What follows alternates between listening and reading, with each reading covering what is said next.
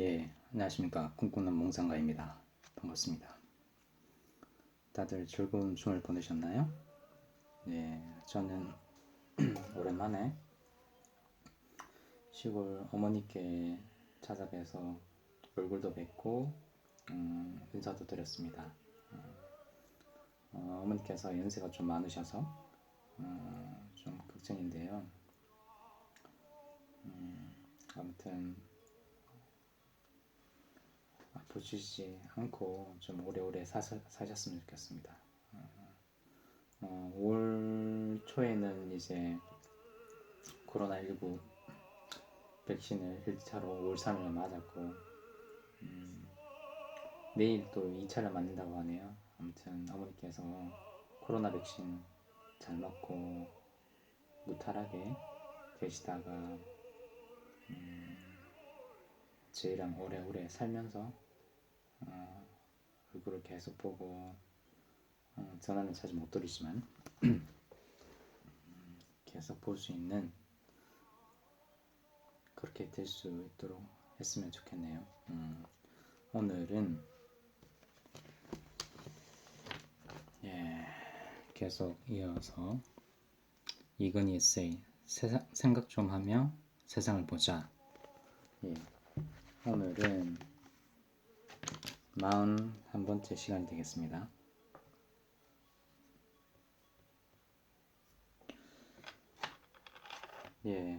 그럼 오늘 먼저 처음으로 한번 생각해 볼 내용은 100년 뒤를 생각해 보자 라는 내용입니다.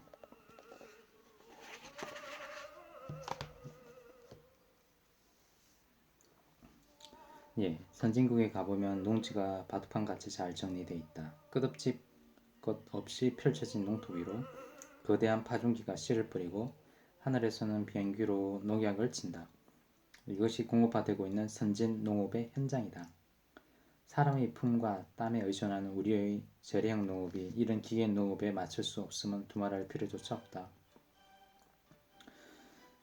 6월 우루과이 라운드 가입을 반대하면서 농민들이 대규모 집회를 벌였던 일이나 매년 국회에서 추곡 수맥가가 뜨거운 감자로 부상하고 있는 것도 따지면 우리 농촌의 경제력이 낙후되는데 그 원인이 있다.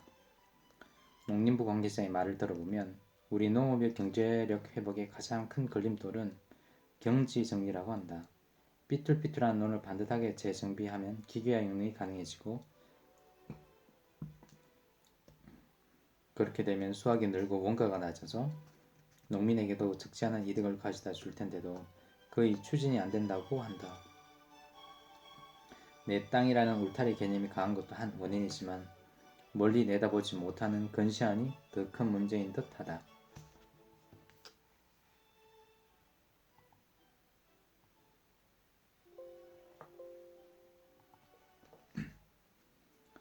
비슷한 예는 도시에서 찾아볼 수 있다. 정부에서 도로를 확장하려 할 때 도로변에 건물을 소유하고 있는 사람들이 엄청난 보상금을 요구하여 공사가 진전되지 못하는 경우가 많다. 건물을 허무는 대신 뒷골목 집과 합쳐서 공동 명의의 고층상가를 지어준다고 해도 막무가내라고 한다. 도로가 넓어지면 통행하는 사람이 늘어나고 상권이 발달해 단기적으로는 장사 수입이 늘고 장기적으로는 부동산 가격이 오를 것이 뻔한데도 이를 외면하는 것이다. 도시 시설물을 만들거나 지하 인프라를 구축하려 해도 사정은 마찬가지다. 수없이 파헤치고 묻고 하는 바람에 도로는 누더기가 되기 일쑤고 멀쩡한 시설물도 얼마 지나지 않아 새로 만드는 일이 비일비재하다. 100년을 내다보는 종합적인 설계나 디자인이 없이 기관마다 편리한 대로 전화선을 깔고 성수관을 고치고 하수관을 묻고 있다. 이처럼 우리 사회는 미래의 큰 이익을 가꾸기보다 당장 눈앞에 보이는 작은 이익에 집착하는 풍조가 만연돼 있다. 사회 전체의 분위기도 목전의 이익에만 집착하는 단파 인간들이 많아지면서 한탕주의가 성행하고 있다. 미래의 원대한 설계는 고사하고 소박한 꿈조차 찾을 수 없는 각박한 세상이 되었다. 나라 정책도 너무 자주 바뀌면 진척되는 일 없이 재정만 낭비된다. 정책을 입안할 때는 짧게는 10년, 길게는 100년을 내다보는 눈이 있어야 한다. 당대의 작은 이익을 취하기보다 후대를 위한 씨앗이 되겠다는 자기 희생의 각오도 필요하다. 비록 오늘의 작은 이익을 포기하는 한이 있더라도 더 큰 미래의 이익을 갖고 나가는 장파, 인간이 필요한 시점이다.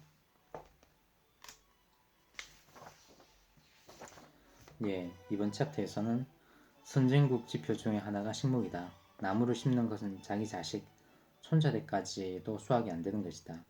당대의 본전을 뽑으려 하니 좋은 나무가 없는 것이다.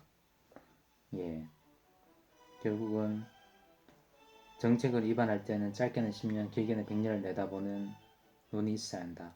당대의 작은 이익을 취하기보다 후대를 위한 씨앗이 되겠다는 자기 희생의 각오도 필요하다. 이 내용을 좀 기억해 주셨으면 좋겠네요.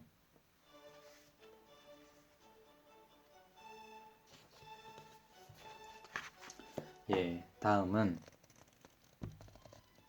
눈에 보이지 않는 책임에 대해서 한번 생각해 보겠습니다.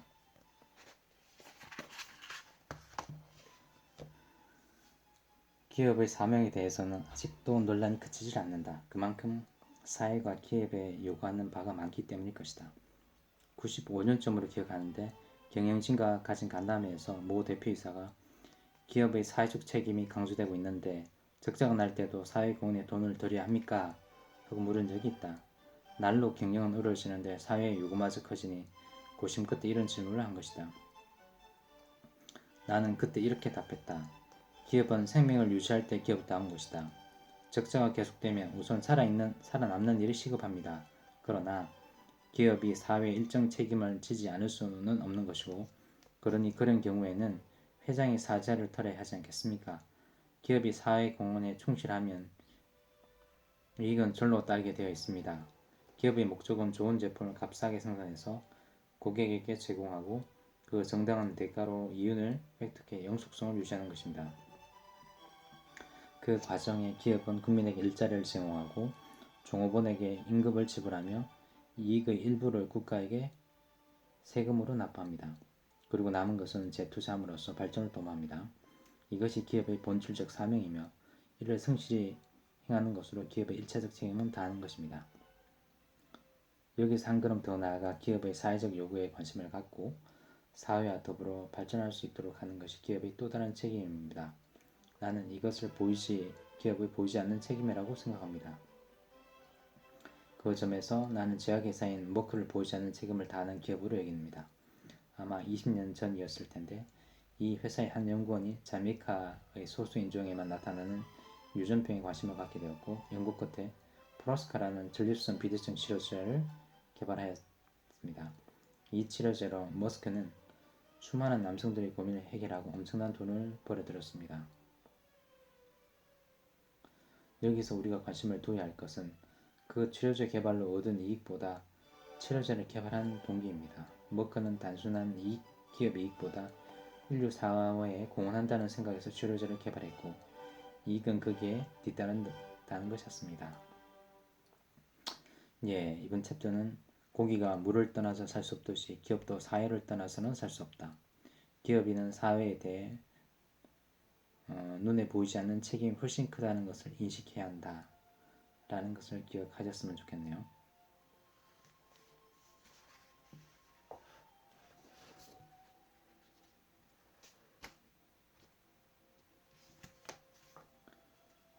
다음은 제5부 21세기 초 인류를 향하여 에서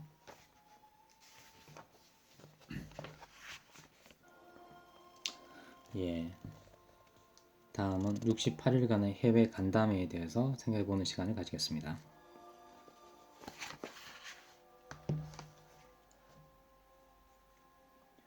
마누라와 자식만 빼고 다 바꾸자. 프랑크푸르트에서 신경영을 선언하고 영국의 런던, 일본의 오사카, 고과, 도쿄를 오가며 삼성, 임직원들과 가졌던 해외 간담회의 주제다. 비싼 돈을 들여가며 해외에서 간담회를 가진 것은 국내라는 우물에서 벗어나 넓은 세계를 보자는 뜻에서였다. 이 자리에서 나는 변해야 살 수 있다는 나의 신념을 이야기했다.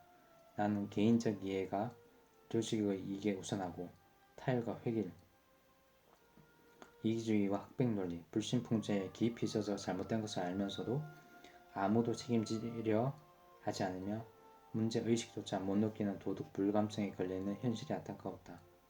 나는 이에 대해 누구의 잘잘못을 들추는데서 불추는 것으로 해결되는 것이 아니라 모두가 겸허한 마음으로 과거를 반성하고 서로 이해하면서 변하겠다는 의지를 다지는 것으로부터 실마리를 풀어야 한다고 믿었다.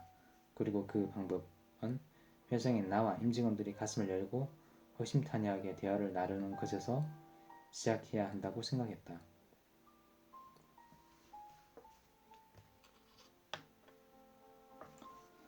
처음에는 말없이 듣기만 하던 참석자들이 횟수를 거듭하면서 점차 말문을 열기 시작했다. 특히 젊은 간부들의 발언이 활발했고 발상 또한 매우 신선했다. 몇 가지를 제안하고 그 자리에서 결론을 낸 것도 있다. 그 중 대표적인 것이 칠사제와 라인스톱이다. 칠사제는 출퇴근에 소요되는 시간을 줄이고 근무 시간에 집중적으로 일해서 남는 시간은 자기 개발에 쓰자는 취지다.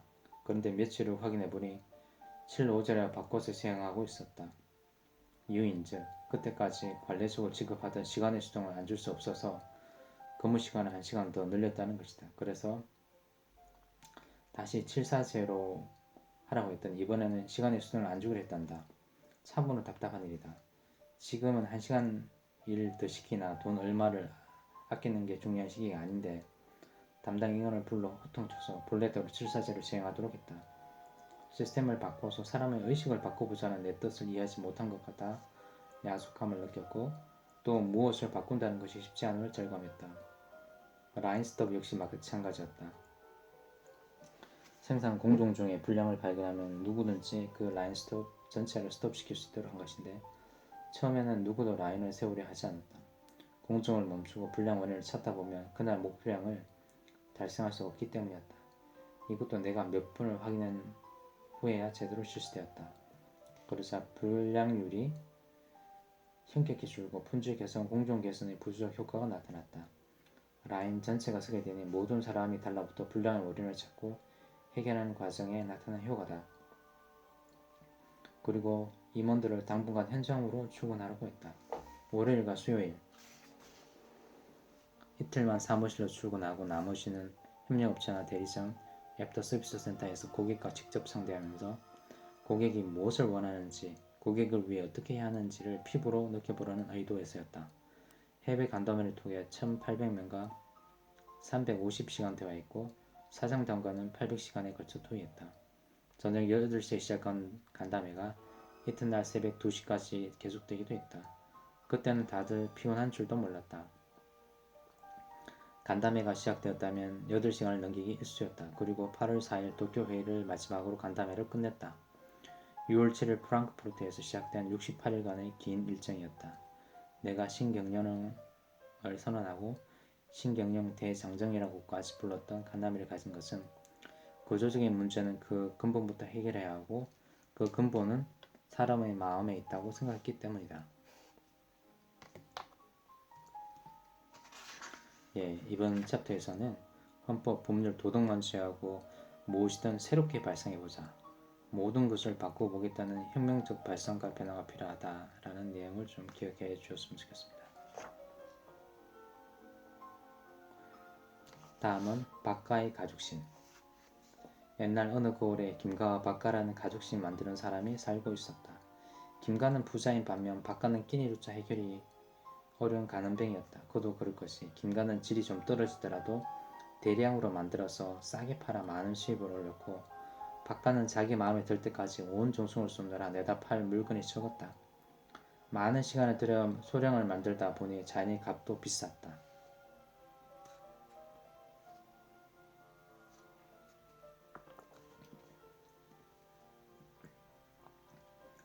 그러던 어느 날 고을 사또가 이 두 사람에게 나라님께 진성할 가죽신을 한 켤레씩 지어 바치라고 명령했다. 이를 계기로 두 사람의 사정은 완전히 달라졌다. 나라님은 당연히 박가의 가죽신을 높이 평가했고 해마다 여러 켤레를 만들어 보내라는 추가 주문까지 했던 것이다. 나라님 가죽신을 만드는 박가의 소문은 금세 온 나라에 퍼져 한양은 물론 전국에서 주문이 쏟아졌고 박가는 여러 명의 제자까지 두게 되었고 당연히 큰 부자가 되었다. 그러나 박가의 명성에 밀린 김가는 점점 쪼그라들어 예전에 박가 형편만도 못한 신세가 되었다. 70년대 초까지만 해도 우리나라 기업들은 없어서 못 팔 정도로 물건 만들기에 바빴다. 삼성 역시 그때는 무슨 물건이든 만들기가 무섭게 팔려나가서 설탕이나 옷감 같은 품목을 성금을 받고 파는 경우가 많았다. 정말 그때는 불량 따위에 신경을 쓰지 않았다. 좀 하자가 있어도 소비자나 생산자가 모두 별 불만이 없었다. 그러나 이제는 사정이 바뀌었다.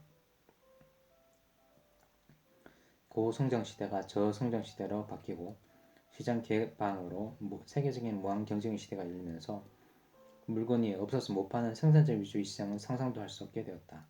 고객의 요구가 아무리 까다롭더라도 생산자는 이를 수용해야 생존이 가능한 소비자 위주의 시장이 된 것이다. 그런데 문제는 시대가 이렇게 바뀌었는데도 여전히 불감증을 고치지 못하고 양적 사고의 관성에서 벗어나지 못하는 데 있다. 내가 신경의 모토를 질경력으로 정한 것은 이처럼 시대의 변화에 발빠르게 적응하지 못하는 데서 생기는 여러 폐해를 일소하기 위해서였다. 질경영을 하려면 어떤 극적인 계기가 필요한 것 같다. 삼성에서 사실상의 질경영이 시작된 것은 79년 내가 부회장으로 취임하면서부터였다. 그런데 95년 삼성전자가 판매한 무선 전화기 가운데 불량품이 있다는 보고를 받았다.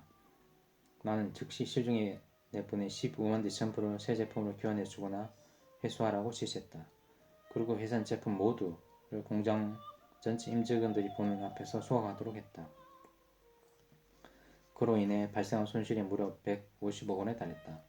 또 5가지 모델 중에 4가지는 아예 생산을 중단하고 대신 신제품을 개발하였다. 당시로서는 손해가 막대했지만 나는 질을 추구하는 쪽으로 사업을 추진해갔다. 그 결과 그때까지 4위에 몰려있던 시장 점유율을 3년 만에 수위로 끌어올릴 수 있었다. 바카의 가죽신과 삼성전자의 무선전화기는 우리에게 시공을 뛰어넘어 똑같은 교훈을 알려준다. 질을 추구하는 것이 단기적으로 손해가 될지 모르지만 장기적으로는 스스로의 양까지 늘리면서 좋은 결과를 가져다 준다. 양의 시대는 가고 질의 시대가 정착되고 있는 마당에 이는 정말 양적 고정관념과 불감증에서 벗어나야 한다.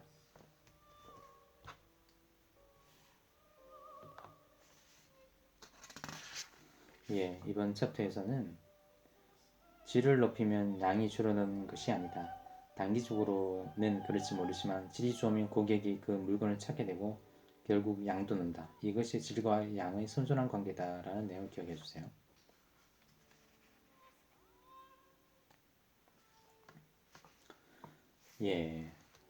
다음은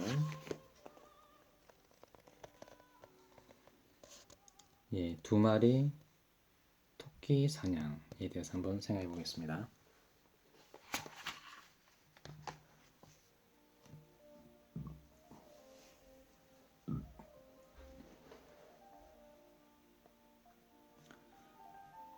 모순이라는 말은 서로 상치하는 것이 공존한다는 뜻이다.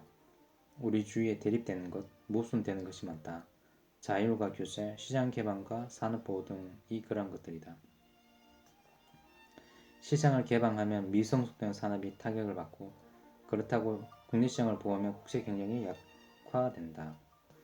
이러한 상황에 처했을 때 사람들은 습관적으로 어느 한쪽을 선택하려고 한다. 그리고 다른 쪽을 지지하는 사람들과 다투어서 자신의 주장을 관철하려 한다. 기업 경영도 마찬가지다. 낮은 원가, 높은 품질, 본업 중심 경영과 다각화 경영 등 상충하는 목표다. 예를 들어 다양한 제품을 만들려면 제조 원가가 비싸진다. 그래서 값싸고 동시에 다양한 제품을 생산하는 일은 한 번에 잡을 수 없는 두 마리 토끼처럼 보인다. 지금까지 기업들은 둘 중 더 낫다고 생각되는 쪽을 선택했다. 그리고 두 가지 중 어느 한 가지만 뛰어나도 세계적인 기업이 될 수 있었다. 그러나 이제 양자택일의 시대는 종말을 구하고 있다. 소비자들은 값도 싸고 품질도 좋고 종류도 다양하며 필요하면 언제든지 살 수 있는 제품을 원하고 있다. 이제 어느 한 종목만 잘하는 선수는 경쟁에서 이길 수 없다. 모순되어 보이는 목표를 동시에 달성할 수 있는 만능 선수가 필요한 때다. 세계적인 자동차 메이커 혼다는 엔진이 좋기로 유명하다. 그런데 혼다의 성공 요인은 바로 모순을 슬기롭게 극복한 데 있다. 당시 자동차는 고출력과 고연비라는 문제를 해결해야 했다. 엔진 출력을 올리기 위해서는 연비를 희생해야 하고 연비를 개선하기 위해서는 엔진 출력을 낮춰야 한다. 둘 중 어느 하나에만 집중했다면 오늘날의 혼다는 없었을 것이다. 혼다는 상충되는 목표를 동시에 추구하여 결국 가장 힘세고 기름이 적게 드는 엔진을 개발하는 데 숨는 것이다. 나는 우리가 하루 빨리 양자택일의 사고, 대립의 사고에서 벗어나야 한다고 생각한다. 21세기는 대립되는 것, 모순되는 것들이 융합하는 시대다. 강하면서도 부드럽고 남성적이면서도 여성적인 것, 소구의 합리성과 동양의 지혜가 만나는 공존과 융합의 시대가 열리고 있다. 흑백 논리의 전개도 양자택일처럼 똑같이 극복해야 할 것이다. 양자택일의 난처한 경지를 모순의 수용으로 극복한다면 흑백의 논리는 퍼지 사고의 수용으로 극복할 수 있다. 우리 주변에 널려있는 이분법적 사고, 즉 흑백 논리에 따르다 보면 이것이 상당히 경직돼 있고 위험하다는 것을 알 수 있다. 세상에는 흑과 백 말고도 수없이 많은 색이 있다. 흑과 백 사이에 다양한 명도의 회색이 있다. 이 다양성을 수용하는 것이 바로 퍼지식 사고이다. 기업 전략이 양에서 질로 바뀌었다는 것을 흑백 논리로 본다면 양을 버리고 질만 추구한다는 것을 이해한다. 그러나 퍼지 사고로 보면 양과 질을 동시에 추구하는 것을 의미한다. 결국 퍼지 사고는 모든 요인을 총체적으로 보고 복합적으로 판단하며 동시에 창조적인 발성을 할 때 가능하다. 두 마리 토끼를 다 잡고 회색을 수용할 줄 알아야 미래를 우리 것으로 만들 수 있다. 예. 이번 챕터에서는 극과 극으로 대비해서 보는 흑백론적 시각에서 벗어나야 급변하는 환경과 다양한 가치관이 공존하는 국제환경 사회에 적용한다는 내용을 기억해 주세요. 다음은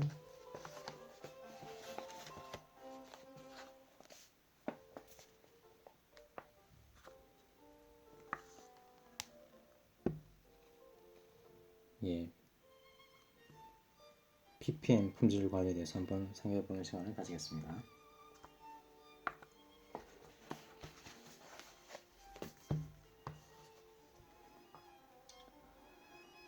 퍼센트, 즉 백분율은 100개 중 몇 개인지를 나타내는 단위다. 가장 일반적으로 쓰는 척도이기 때문에 불량률도 퍼센트로 관리해야 했다. 품질에 대한 관심이 적었던 시절에는 이렇게 해도 별 문제가 없었다. 그러나 오늘날에는 단 하나의 불량도 기업 경영에 지대한 영향을 끼친다. 품질 불량을 경험한 고객 한 사람이 최소한 2~3명의 잠재 고객을 잃게 만들 수 있다는 조사 결과도 나와있다. 나는 불량을 암에다 고치를 비유한다. 불량 제품이 그 고객을 잃게 하는 데서 그친다면 굳이 암이라고까지 부르지 않아도 되겠지만 어느 회사 제품이 질이 좋지 않다는 소문은 급속도로 번져나가게 되어 있다. 떡은 사람을 건널수록 줄어들고 말은 건널수록 보태진다는 말이 그대로다. 암세포의 분열과 전율이 그대로 닮은 것이 바로 불량 제품에 관한 소문이다. 초기에 발견해서 잘라내면 완치가 가능하지만 그냥 내버려두면 사람을 죽게 하는 것까지 똑같다.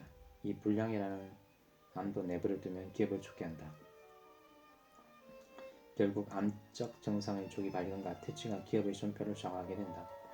비행기는 100만 개 이상의 부품으로 구성되어 있다. 만약 불량률이 1%로 가정한다면 무려 10,000개 이상의 불량 부품을 달고 하늘을 난다는 이야기한다. 이런 비행기가 제대로 작동하면 아마 기적일 것이다. 그래서 항공산업은 보험사 등 품질 수준이 극도로 높은 소수의 기업이 지배하고 있으며 이들은 품질을 관련 단위로 당연히 ppm을 사용하고 있다. ppm은 parts per million, 두 음자를 딴 것으로 100만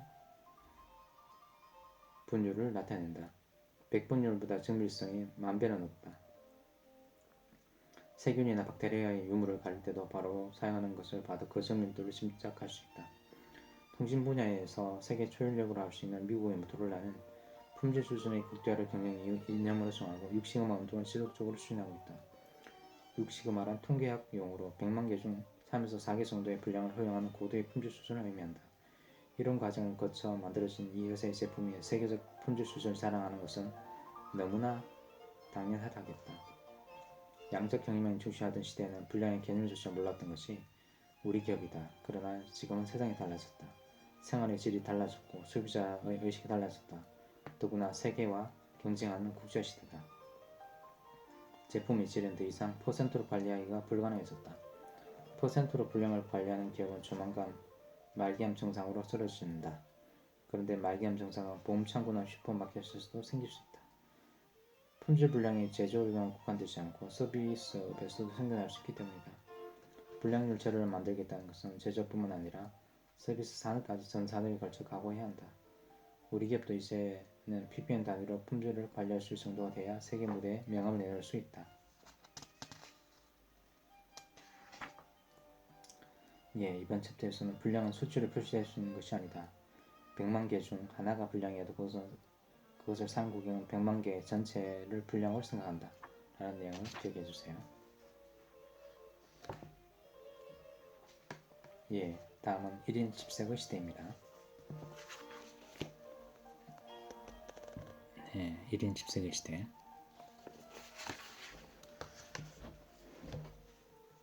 요즘을 흔히 개성의 시대라고 한다. 몇 년 전만 해도 남의 눈에는 띄는 옷을 입으면 너무 튄다고 걱정했다. 그러나 이제는 달라졌다. 오히려 남이 자신과 같은 옷을 입고 있으면 기분이 나쁘다고까지 한다. 그래서 남다른 옷을 입으려 하고 그러기 위해 일부러 옷을 찢어서 입기도 한다. 개성에 대한 강조는 옷과 같은 상품뿐만 아니라 사회 제도에도 나타나고 있다. 결혼식과 같은 의례까지도 개성을 강조하여 남다른 체험의 장으로 생각한다. 예를 들어 스쿠버 장비를 갖추고 물속에서 결혼식을 올리는가 하면 비행기를 전세 내 10,000m 상공에서 결혼식을 진행하기도 한다. 이것은 단지 신세의 취향으로만 인식해서는 안 된다. 시대적 흐름이라고 이해해야 한다. 후기 산업사회를 뒷받침하는 사조로 포스트 모더니즘을 들 수 있다. 효율과 질서를 추구하는 모더니즘의 논리와는 달리 포스트 모더니즘은 통일과 회개를 거부하고 개성과 자유를 강조한다. 이제 개성 경영이 필요한 때다. 개성 시대를 살아가는 고객들은 차별화된 서비스와 상품을 원한다. 최근의 경영 혁신도 이러한 흐름과 무관하지 않다. 예를 들면 고객 만족 경영은 고객의 개성을 만족시키기 위한 개성 경영으로 이어지는 것이다. 미래는 물론이고 당장 살아남기 위해서도 개성 경영은 시급히 요구된 것이다. 소비자들의 개성은 10인 1세, 10인 10세, 1인 10세의 과정으로 발전해왔다. 과거는 남들만큼 풍요를 추구하던 시절이었다. 10인 1세의 시대였다. 옛날엔 자동차 한 대 산다고 하면 주위 사람들이 부러워했다. 무슨 차인지 무슨 색인지 묻지도 않았다. 소비자들의 욕구는 단순했고 상품 본래의 기능만 있으면 만족했다. 그러다가 사람마다 취향이 생기기 시작했다. 소득 수준이 향상되고 물자가 풍족해지면서 사람들은 남들만큼에는 만족하지 않게 되었다. 개성과 차별을 추구하는 10인 10세의 시대가 된 것이다. 이 물건을 1위 한다는 식의 고정관념에서 벗어나 자기가 원하는 상품의 개념을 갖게 된 것이다. 빨간색 차라든지 중형차라든지 자존심의 필요에 따라 자동차를 골라서 사는 세상이 되었다. 요즘은 어떤가? 같은 종류의 자동차를 사는 사람들 가운데서도 취향이 천차만별이다. ABS 브레이크가 있어야 하고 에어백이 있어야 하고 선루프도 있어야 하고 타이어는 이런 걸로 휠캡은 이것으로 등등 자동차 한 대에도 취향이 다양하다. 이렇게까지 까다로워진 고객들의 욕구에 맞추기 위해 선진 기업들은 노력을 아끼지 않고 있다. 이제는 더 나아가 한 사람의 고객이 마치 카멜레온처럼 시간과 장소에 따라 소비 스타일을 바꾸는 시대가 되었다. 1인 10세의 시대가 된 것이다. 이제 단순히 재화를 써서 없애주는 존재인 소비자 컨슈머라는 개념은 사라지고 개개인의 취향까지도 맞춰줘야 하는 대상인 고객 커스터머 개념이 자리 잡게 되었다. 앞으로는 사회는 개성화되고 공장은 로봇화한다. 기업이 경쟁력을 갖추려면 개성을 수용해서 소량 다품종의 고객 맞춤 제품을 만들어야 한다. 는 내용을 기억해 주시고 한 번 더 마지막 문장을 읽어보겠습니다. 이제는 더 나아가 한 사람의 고객에 마치 카멜레온처럼 시간과 장소에 따라 소비 스타일을 바꾸는 시대가 되었다. 1인 10세의 시대가 된 것이다. 이제 단순히 재화를 써서 없애는 존재인 소비자, 컨슈머라는 개념은 사라지고 개개인의 취향까지도 맞춰줘야만 하는 대상인 고객, 커스텀 개념이 자리를 잡게 했다. 그리고 앞으로 사회는 개성화되고 공장을 로봇화한다. 는 내용을 기억해 주었으면 좋겠습니다. 이상으로 꿈꾸는 몽상가였습니다. 반갑습니다. 즐거운 저녁 시간 보내세요. 굿바이.